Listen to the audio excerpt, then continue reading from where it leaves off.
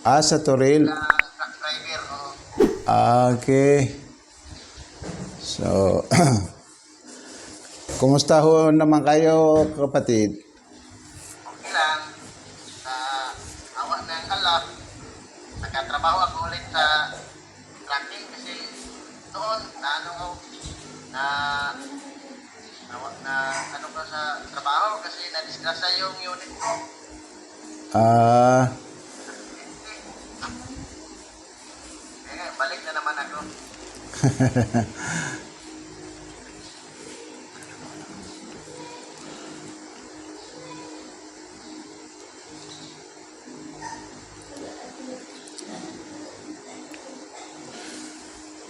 Bismillah, alhamdulillahi rabbil alamin. Wassalatu wassalamu ala rasulihil amin. Allahumma allimna ma yanfa'una wanfa'na bima 'allamtana wa zidna ilma. Allahumma rzuqna al-ikhlasa fil qawli wal amal. Rabbana taqabbal minna innaka antas samiul alim wa tub alaina innaka antat tawwabur rahim. Amma ba'd. Mula sa lahat, kapatid, ipanalangin po natin, idalangin po natin sa Panginoon, naway kayo ay kanyang ingatan, kasama niyo ang lahat ng inyong pamilya, sa lahat ng mula sa mga masasama. At ganun din, ipanalangin po natin, idalangin natin sa Panginoon na naway pagkalooban niya ng maraming kabutihan ng maikling oras po natin ngayon. Kapatid, ang usapan po natin ngayon ay tungkol po sa ano po ang dapat natin tawagin na tunay na kabutihan ng ating mga sarili. At yun din ang dapat natin pagsumikapan, ipagkaloob, ibigay sa ating mga sarili. Tungkol po sa ganitong katanungan, iba-iba yung mga ibinigay na kasagutan ng mga tao. May mga oring mga tao na ang kanilang isinagot ay doon nila ibinabatay sa anuman nakikita ng kanilang dalawang mata. Halimbawa, ang sasabihin po nila ay ang dapat kong pagsumikapan, ibigay sa aking sarili ay yung mabigyan ko ng magandang tahanan, magandang sasakyan, magagandang kasuotan, o masasarap na pagkain dahil sa yun ang nakikita ng kaniyang dalawang mata. So ito ay isa sa mga uring mga tao na ito ang kanilang pagkakaunawa sa tinatawag na tunay na tagumpay ng ating mga sarili. May mga tao naman, may mga klaseng mga tao na higit pa sa nakikita ng kanilang dalawang mata ay ginamit nila yung kanilang pag-iisip. Ginamit nila yung kanilang pag-iisip tungkol sa paghahanap ng katotohanan. Ibig po sabihin na paghahanap ng katotohanan ay yung katanungan na ano po ang masasabi po natin na tunay na kabutihan ng ating mga sarili. So, ang mga ganitong klaseng mga tao ay kahit sabihin po natin na ginamit nila yung kanilang talino, ay maari sila po ay hindi sila magkakaroon ng tunay na kasagutan sa mga ganitong katanungan. Para po tayo makasigurado, kapatid, at hindi po tayo mahirapan kung ano po ang dapat po natin pangawakan na sagot sa mga ganitong katanungan, ay mismo ang pakinggan po natin ay yung tagapaglikha sa lahat ng mga linika. Dahil sa iyong tagapaglikha sa lahat ng mga linika, siya rin ang matatawag na karapat-dapat magiging Panginoon. Dahil sa ang kahulugan ng Panginoon ay napapaloob po dito ang mga maraming mga kahulugan. Kabilang po doon yung siya ang matatawag na tagapaglikha sa lahat ng mga linikha, siya ang matatawag na tagapanusto sa lahat ng mga linikha, siya ang matatawag na tagapangasiwa sa lahat ng mga linikha, siya ang matatawag na tagakontrolado sa lahat ng mga pangyayari, siya ang matatawag na tagabigay ng buhay at tagabawi ng buhay. Siya din ang matatawag na taga nagmamayari sa lahat ng mga bagay. So, ito ang isa po ito sa kanyang, kabilang po ito sa kanyang mga katangian. Ibig sabihin na mga kahulugan na napapaloob po sa salitang Panginoon. Kung ganito ang mga kahulugan na napapaloob po sa salitang Panginoon, ang nararapat po natin paniwalaan na nagbigay ng advice o payo tungkol po sa ano po ang masasabi po natin na tunay na kabutihan ng ating mga sarili ay yung mismo karapat-dapat magiging Panginoon. Dahil sa ang Panginoon, nasa Kanya ang mga katangian na katulad ng ating nabanggit. Ibig sabihin, alam niya kung ano ang alam niya ano ang ikakabuti po natin, o alam niya ano ang ikakabuti ng kanyang mga linika, at ganon din batid niya ano po ang makakasama sa kanyang mga linika. So ngayon, ang dapat po natin hanapin kung sino po ang karapat-dapat tawagin na magiging Panginoon. So, ang paghahanap sa tunay na karapat-dapat na magiging Panginoon ay una ay hinahanapan ng mga katangian. Hindi tayo basta-basta maniniwala sa sinasabi na siya po, halimbawa, may sinasabi na siya ang karapat-dapat magiging Panginoon hanggat hindi natin mahanapan ng mga katangian. So katulad ng ating nabanggit kanina na mga bagay o mga katangian sa sino man ang karapat-dapat magiging Panginoon, siya yung matatawag na tagapaglikha sa lahat ng mga linika, siya ang matatawag na tagapanusto sa lahat ng mga linika, tagapangasiwa sa lahat ng mga linika, siya ang tagakontrolado sa lahat ng mga linika. Pangalawang bagay para mahanap po natin yung sino talaga ang nararapat magiging Panginoon ay ibatay po natin doon sa anuman pinaniwalaan ng lahat ng mga linika, iba pang mga linika. Dahil sa ang mga ibang mga linika, mayroon sila po ay nagkakaisa tungkol po sa paniniwala sa sino ang karapat-dapat magiging Panginoon. Pakinggan po natin yung sinabi ng Panginoon mula sa banal na Quran, banal na kasulatan. Ito po ay kahuling-huling banal na kasulatan na ibinaba dito sa mundong ibabaw, salita ng Panginoon. Sa kanyang sinabi, alam tara anna Allah yasjudu lahu man fis samawati wa man fil ardi wasyamsu wal qamar wan nujumu wasyajaru wal jibalu wad dawabu wa kathirun minan nasi wa kathirun haqqa alayhi al adab.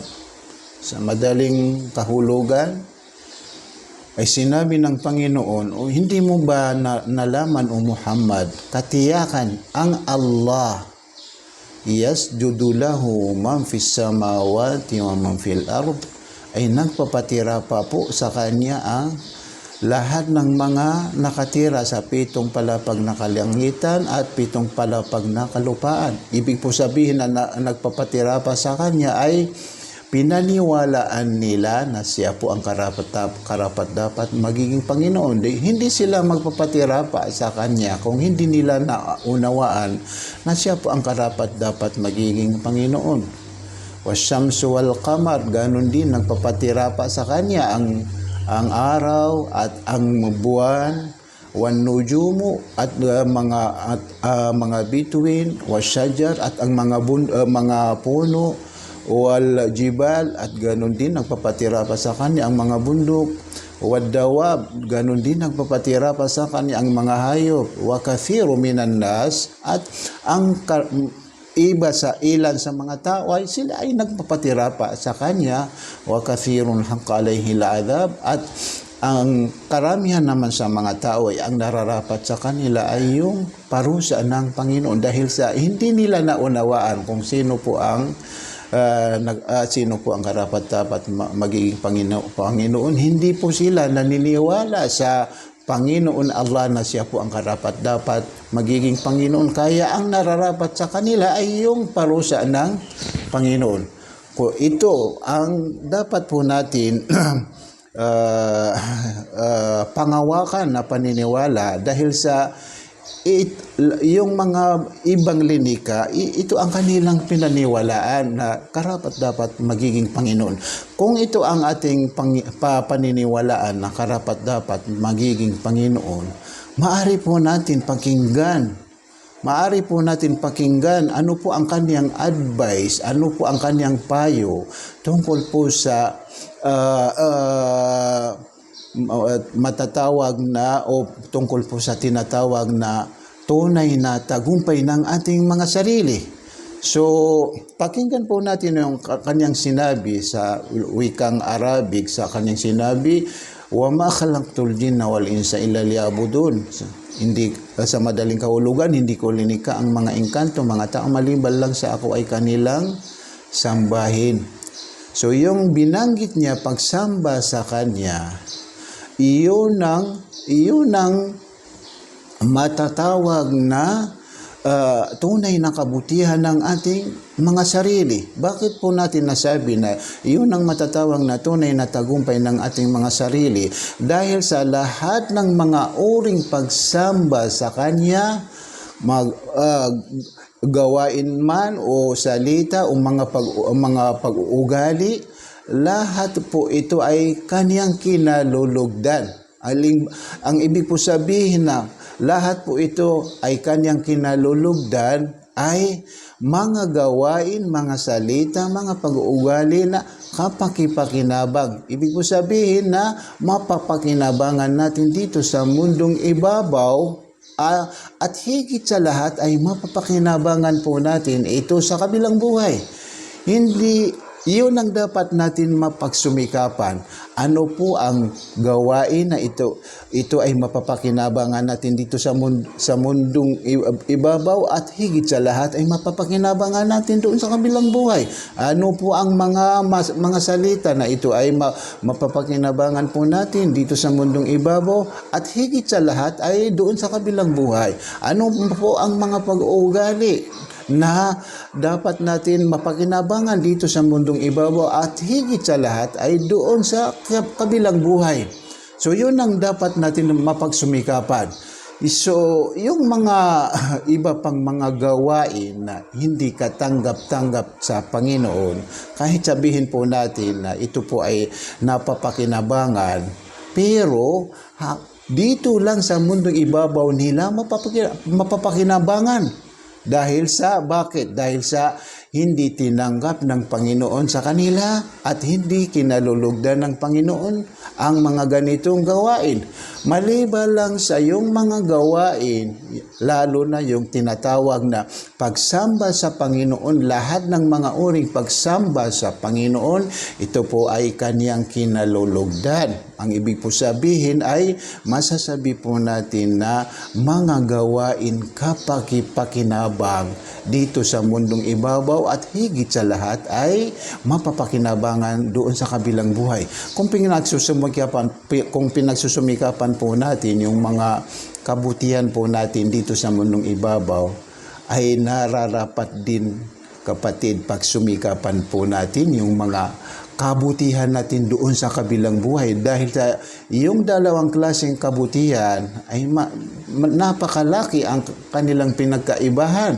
Yung mga kabutihan dito sa mundong ibabaw, kahit sabihin po natin na mga kabutihan, pero may hangganan dahil sa mismo tayong nagmamayari sa mga kabutihan na ito ay tayo po ay mababawian ng buhay. Kapag nabawian tayo ng buhay, ay maiiwanan po natin yung mga kabutihan na ating pinapakinabangan.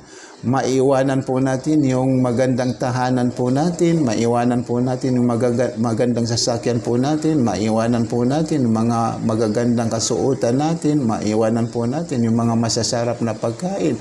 Dahil sa tayo mismo ay nabawian ng buhay. Walang isa man sa atin na siya ay hindi mababawian ng buhay. Ito po ay nabanggit sa Quran, banal na kasulatan, sa sinabi ng Panginoon, kullu nafsin dha'iqatul maut. Ang ibig po sabihin, lahat ng may buhay, siya po ay makakaranas ng kamatayan. Pero dahil naman sa ang klaseng buhay na pinagkaloob sa atin ng Panginoon ay buhay na walang hangganan, kahit tayo ay mabawian ng buhay, may panahon at may oras na tayo po ay babangon muli. Bakit? Dahil sa ipagpatuloy po natin yung buhay na pinagkaloob sa atin ng Panginoon. Saan po natin ito maipagpapatuloy? Doon sa kabilang buhay, yung tinatawag na kabilang buhay. Kaya ang kabilang buhay, tinatawag na kabilang buhay, walang lugar na pinaghanda para sa atin maliban lang sa dalawa. Una, paraiso. Pangalawa ay ang impyerno. Kahit saan man sa dalawang lugar na ito, tayo makakapasok o makakapunta, ay ang klaseng buhay po natin doon ay walang hangganan.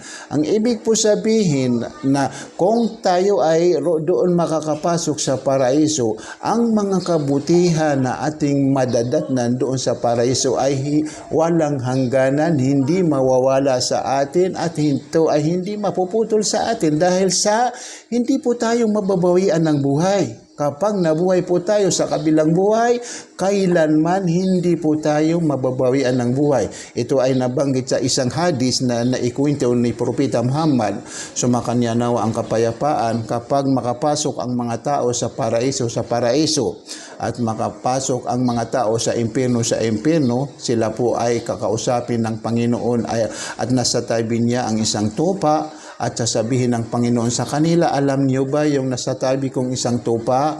At sasabihin nila, alam namin yun ang kamatayan. At sasabihin ng Panginoon sa kanila, yung kamatayan, siya naman ang papatayin. O kayong mga tao sa paraiso, mananatili po kayo sa paraiso na walang hangganan. O kayong mga tao sa impyerno na mananatili po kayo sa impyerno na walang hangganan.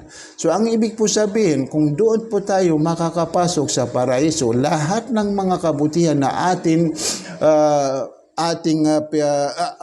pinapakinabangan doon sa paraiso ay kabutihan na walang hangganan. Hindi po natin ito maikukumpara sa mga kabutihan na ating pinagsusumikapan dito sa mundong ibabaw. Kaya ang nararapat sa atin, dito natin gisingin ang ating mga sarili sa tunay na kabutihan ng ating mga sarili. Kahit makaranas po tayo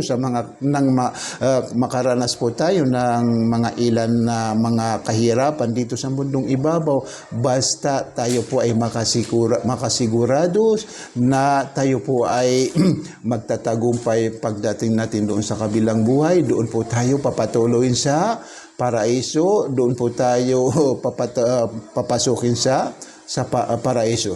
So ngayon, nalaman po natin ano po ang mga gawain na ito po ay kapakipakinabang dito sa mundong ibabaw, at higit sa lahat ay kapakipakinabang sa kabilang buhay.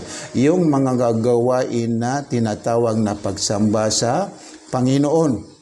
So yung mga pagsamba sa Panginoon, hindi lang sa isang klase, kundi maraming klase. May mga uring pagsamba sa Kanya. Ito ay magaganap sa pamamagitan ng ating mga gawa.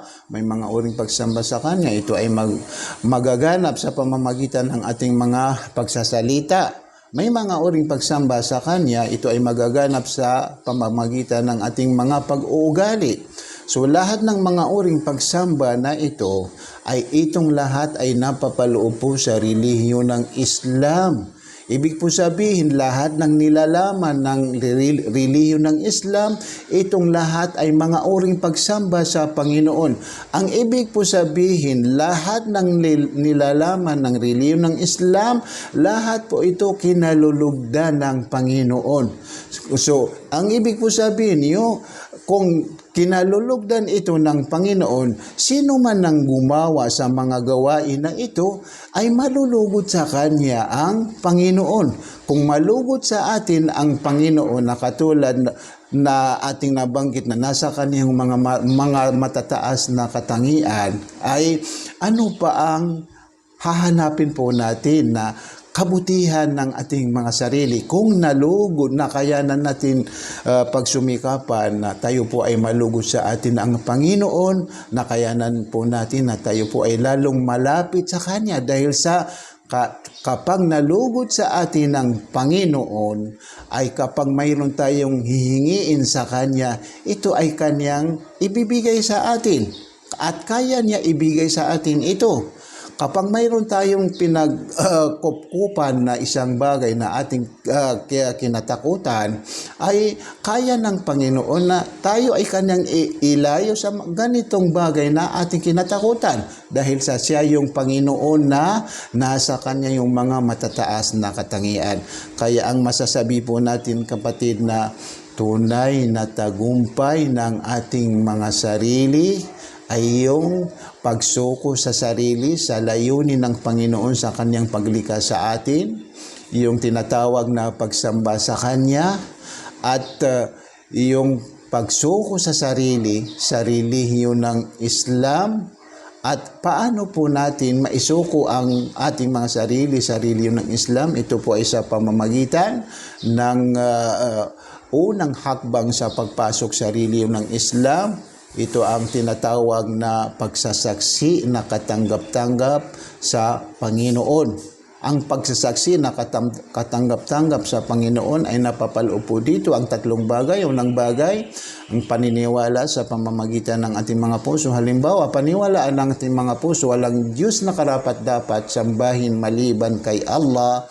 Paniwalaan ng ating mga puso, si Muhammad ay Kanyang sugo at alipin. Pangalawang bagay, anuman ang pinaniwalaan ng ating mga puso, dapat po natin ito bigkasin sa pamamagitan ng ating mga bibig. Pangatlong bagay, anuman ang pinaniwalaan ng ating mga puso, binigkas ng ating mga bibig, nararapat po natin ito isabuhay sa pamamagitan iba pang parte ng ating katawan. Kaya tiyakin po natin na bawat parte ng ating katawan ay wala silang maikikilos maliban lang sa mga bagay na ito po ay naaayon sa anuman pinaniwalaan ng ating mga puso, binigkas ng ating mga bibig. Kapag nabuo po natin yung tatlong bagay na isabuhay po natin yung unang hakbang sa pagpasok sa relihiyon ng Islam, tayo po ay matatawag na Muslim. Tayo po ay matatawag na alipin ng Panginoon, na isinuko niya ang kanyang sarili sa kagustuhan ng kanyang Panginoon. Tayo po ang matatawag na alipin ng Panginoon na nagbalik loob sa kanyang Panginoon. Alam po natin, kapatid, ano po ang pinaghanda ng Panginoon sa kanyang alipin na nagbalik loob sa kanya. Kahit noon na nakagawa siya ng maraming pagkakasala o napuno niya na pagkakasala ang mundo na ito, dahil sa siya ay nagbalik loob sa kanyang Panginoon, itong lahat ay ipagpapatawad ng Panginoon sa kanya. Ibig sabihin, buburahin ng Panginoon ang lahat ng nagawa niyang pagkakasala. Hindi lang sa buburahin, kundi papalitan pa ng maraming kabutihan. So kung ganito ang kahalagahan ng napakasimpleng gawain ito, ang nararapat po sa atin, kapatid, samantalahin po natin ito, huwag natin palampasin, huwag natin ipagpadamot sa ating mga sarili. Dahil sa tayo mismo ang nakakaalam na hindi natin hawak ang ating buhay, hindi po tayo makakasigurado kung tayo po ay aabot sa mga susunod na mga panahon. Kaya nararapat na samantalahin po natin Ito, para po tayo makasigurado kapatid, ay continue po ako sa anuman bibigkasin ko, bigkasin natin ito muna sa lingwaheng Arabic, tapos i-translate natin sa lingwaheng Tagalog. So, itaas po natin kapatid ang ating kanan kamay, ang ating hintuturo. Ito po ay sinyalis na ang ating sinasamba na Panginoon ay ang kanyang katangian ay nag-iisa. Ang ibig po sabihin na nag-iisa, walang kaagaw at walang kasama. So, ibig po sabihin ay hindi po tayo pwede magkaroon ng Panginoon dalawa o di kaya tatlo dahil sa tiyak na sila ay magkakaagawan ng kagustuhan. Kapag nagkaagawan sila ng kagustuhan, tayo mismo ay magugulo. Kaya isa po sa napakahalagang katangian ng sino man ng karapat-dapat magiging Panginoon ay yung walang katambal, walang kaagaw. Ito ang kahulugan. So, lakasan po natin kapatid ang ating pagbibigkas, ha? Asyhadu alla ilaha illallah wa asyhadu anna Muhammadan abduhu wa rasuluhu wa anna Isa abduhu wa rasuluhu. Ako ay sumasaksi na walang Diyos na karapat-dapat sambahin maliban kay Allah, at ako ay sumasaksi na si Muhammad ay kanyang sugo at alipin. At ako ay sumasaksi